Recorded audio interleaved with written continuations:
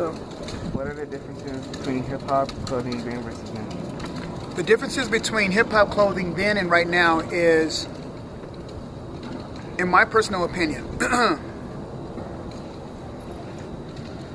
urban kids lived hip-hop, where now you can be a part of urban culture but not necessarily be a b-boy or b-girl.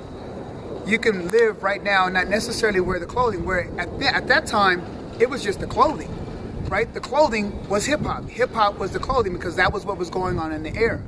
Kind of like kids today are getting the high top fade, which is coming back from the hip-hop eras of the 80s.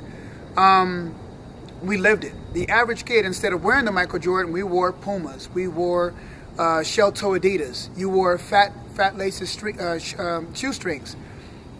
We live the culture day to day. Now you have to be an actual person who is living the life of a b-boy, a b-girl within the four elements of hip-hop in that environment, listening to hip-hop music, being a graffiti artist, to dress as a hip-hop young person in America. When then, it was just the era. It was just what was the clothing that was available. So it just was then. And now, you have to be really a part of that subculture. So those are the biggest differences. Do you know of any popular brands of clothing mostly used in the hip-hop culture? If so, what were the brands? Several of the brands no longer exist, but several of the brands gave about a spirit of entrepreneurship for African Americans. What had happened is in the 80s, there was people like Cohort, Polo, Ann Klein, Ann Taylor, Calvin Klein was a big one that had, and I'll talk about Calvin Klein shortly, that had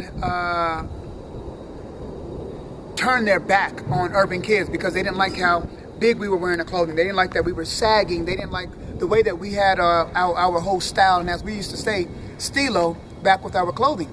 So they kind of boycotted us, and so we boycotted them. And so from that, we started to get our own line of clothing. You got clothing that no longer exists, like 5'5" Soul. You got Troop. You had, we wore Fila. We wore, Cross Colors came out of that. For Us, By Us, Fubu came out of that, and now he's sitting on Shark Tank. There was this clothing called Damage. There was a clothing that looked like it was like inmate clothing. It was orange and it looked like an inmate jumpsuit. And so we made a list of clothing based on that boycott and them saying that they didn't want to wear our clothing. Interesting enough, Calvin Klein, after his sales of his clothing plummeted down through the floor, he went out and he got a Caucasian rapper by the name of Marky Mark from Marky Mark and the Funky Bunch. And he ended up being on a billboard as big as life in the middle of Times Square. And from that, the whole having your pants sagging and having the top of your underwear showing that said Calvin Klein, that was from Marky Mark, but it was from the protest that Calvin Klein had boycotted inner city, so he got a Caucasian person to go against and fight against that boycott to bring about a popularity for urban kids and Caucasian urban kids. And so that's really some of the major clothing brands and even some of the major issues on why what brought about the need for us to create our own clothing. Do you know any of the popular hairstyles during the peak of the hip-hop culture? If so, name of them. All right, some of the popular hairstyles, man, it ranged, right? So when we're talking about hip-hop, we're talking about the beginnings of hip-hop starting in the 1970s. And when the 1970s were in, we were still being proud about who we were as African Americans. And one thing that we accepted is not pressing and not perming and not curling our hair. So we started off with the afro.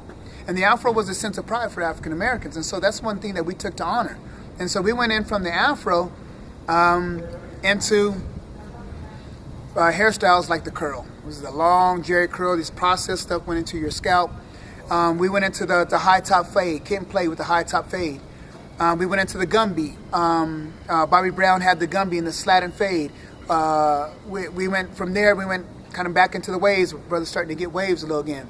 And so now y'all are coming back with where you're getting the high top fade is coming back. We even had this thing called a shag, man. It was just a strip of hair that went across the back of your head. And sometimes brothers even had a daggone tail. And I don't know what that was about, but I can't front. I had one. I can't even front. I had a little tail for a second. It did grow. And so it looked crazy. And so that is, those are just some of the major hairstyles that were associated with hip hop and hip hop culture. Thank you for your time. Good.